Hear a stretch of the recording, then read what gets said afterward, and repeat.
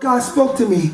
He said, everybody think they need to be complete and whole before I use them. Come on, wow. Come on, Pastor. He said, Paul didn't get to the side on the whole ship. Yes. He got to the side on a rafter. Wow. On a piece of branch or a piece of the ship.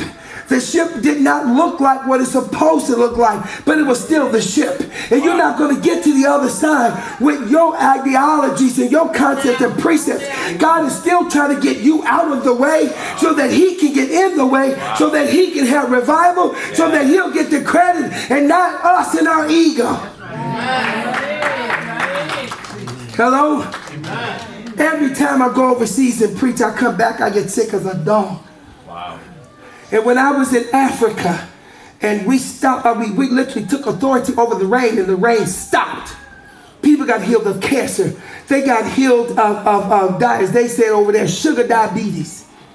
Whatever. That's what my mom used to say too. I guess she was Nigerian.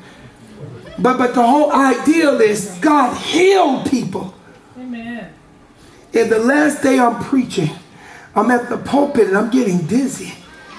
I have to stop my sermon, and their pulpit there is really high.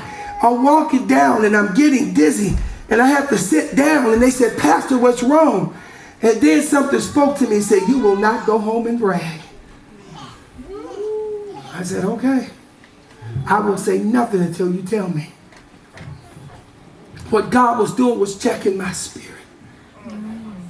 Because he used me to do some things that to this day, if Brother McLean wasn't there, most would not believe me. In fact, some only accept it because it happened over in Africa and didn't happen here. I said, Lord, you got me twisted, because miracles is happening over here at Apostolic Worship Center. I don't know what's happening over yonder, but it's happening over here. But you know what? I was in this big old ship. People are falling at my feet saying, Pastor, pray for me. It was crazy. We were climbing over pews, praying for people. I'm not lying. At one point, in fact, Brother McLean said, you preach so accurate. He said it was pinpoint accurate. They gonna think that I told you everything and I told you nothing. Hallelujah. And I'm not kidding. There was a time when the anointing was so strong. I'm not even sure. And I know I was, obviously. You know how I tease people, say, don't float to our visitors, just walk?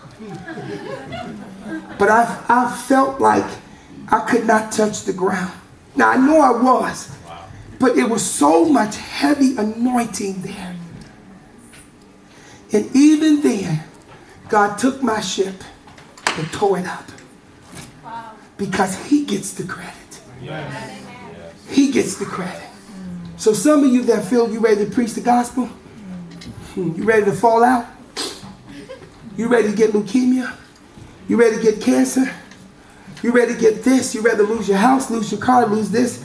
Like the boys say, hide your mama, hide your wife, hide your this. You ready to lose everything? I told you I just had a chance to do this again. The young man wanted my anointing.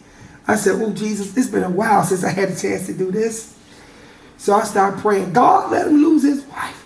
God, let him lose his house. God, he was like, what are you doing? I said, well, you want my anointing? But that's how I got it.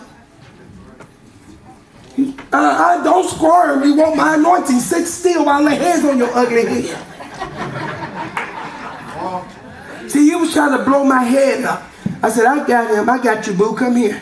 Boy, I started praying the prophet line. I wasn't serious, though. And he said, don't pray that. I said, there's an old song that says, what God has for me, what God has for you, it is for. And so why would you want? You could be shortchanging yourself. God could use you 10 times greater than he ever thought about using me. And you shortchanging yourself. But let me tell you